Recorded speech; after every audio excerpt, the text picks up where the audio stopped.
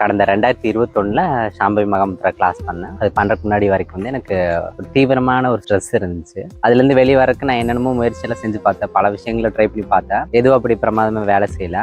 2021 வந்து ஒரு ஆன்லைன் மூலிமா இந்த ஈஷா யோகா கிளாஸ் பண்ணேன். அதுக்கப்புறம் வந்து படிப்படியாக என் வாழ்க்கையில் வந்து மாற்றம் நடக்கிறது என்னால் வந்து அனுபவபூர்வமாக வந்து உணர முடிஞ்சுச்சு.